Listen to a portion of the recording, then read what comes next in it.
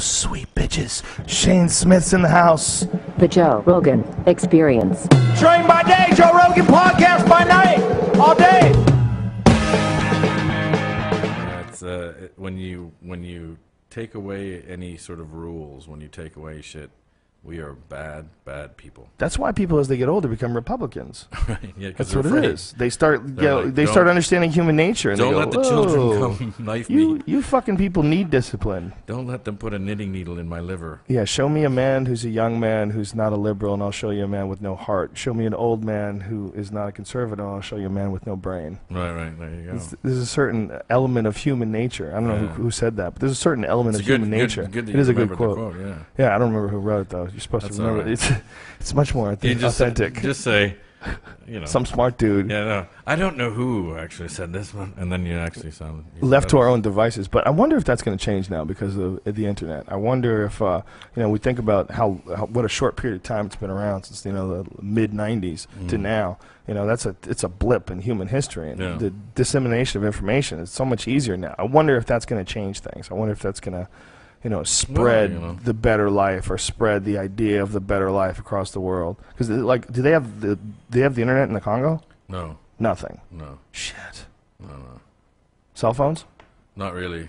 No. No. Wow. No. Holy shit. Yeah.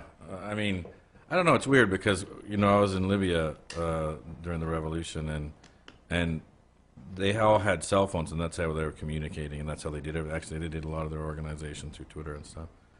And but they were still pretty hardcore. Like it was just a tool. It wasn't changing anything for the better. It was just making them more efficient. Well, I guess not for the better, because I think that it was essential in sort of Arab Spring, to have ways of communication that the government couldn't shut down.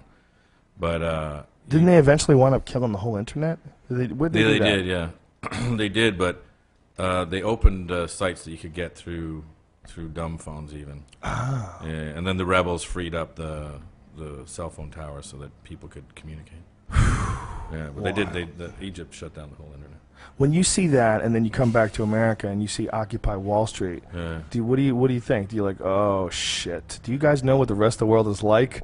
What are you gonna do? Are you gonna shut this thing down? I think Occupy Wall Street is funny. We did a lot of stories on it.